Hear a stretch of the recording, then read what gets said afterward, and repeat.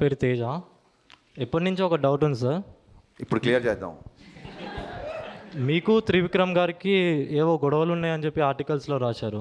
నాకు త్రివిక్రమ్ గారికి కూడా ఆర్టికల్స్ వచ్చినాయి. ఆర్టికల్స్ వచ్చినాయని చెప్పారు చాలామంది. ఓకే, అది నిజమేనా? మంచిగా వచ్చినాయి సార్.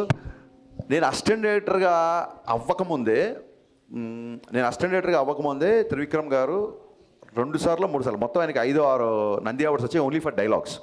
నేను చిన్నప్పటి నుంచి ముళ్ళపూడి వెంకటరమణ గారు, జంధ్యాల గారు, ఈవెన్ మాయాబజార్ డైలాగులు కూడా నాకు.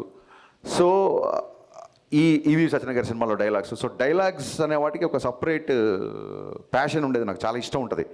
సో అలాగే నేను అసిస్టెంట్ డైరెక్టర్ అవ్వకముందు నుంచి త్రివిక్రమ్ గారి డైలాగ్స్ అంటే చాలా ఇష్టం. అప్పటికే ఆయనకి 3 సార్లు నంది అవార్డు వచ్చింది. నాకంటే చాలా సీనియర్ ఆయన. అంటే నేను ఇండస్ట్రీకి వచ్చాక మళ్ళీ ఆయనకు వచ్చిన అవార్డ్స్. బిఫోర్ నేను చెప్తున్నా, నాకంటే చాలా సీనియరు.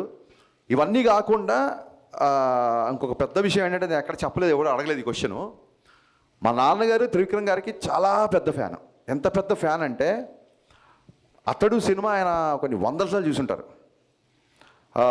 అంటే మా ఇంట్లో ఒక రకంగా త్రివిక్రమ్ గారే పెద్ద అబ్బాయి. చూడండి, అన్నయ్య బాగా చదువుతున్నాడు, నువ్వేంట్రా ఇలా అన్న టైప్లో మా నాన్నకు ఒకసారి నేను ఏమన్నా కొంచెం కమర్షియల్ పంచ్ డైలాగులు ఫైట్లు ఎక్కువ ఉంటే నా సినిమాలో, త్రివిక్రమ్ గారి సినిమా చూడరా అని చూపిస్తుంటారు. మా నాన్నగారికి త్రివిక్రమ్ అంటే అంత ఇష్టం.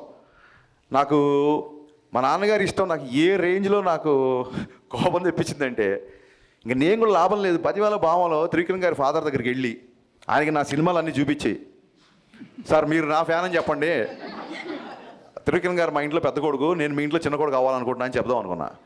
సో త్రివిక్రమ్ గారు అంటే నాకు అంత రెస్పెక్ట్. అది ఇంకా ఈ చెప్తున్నా కదండి, సోషల్ మీడియాలో వచ్చే ఈ ట్రోల్స్, టార్గెట్స్ ఇవన్నీ మనం చూసి నవ్వుకోవాలి అంతే. And no doubt Telugu cinema చరిత్రలో యాజ్ అ రైటర్గా త్రివిక్రమ్ గారు వేసిన ముద్ర శాశ్వతం, ఫర్ ఎవర్ ఉంటుంది ఆయన వేసిన ముద్ర. యా.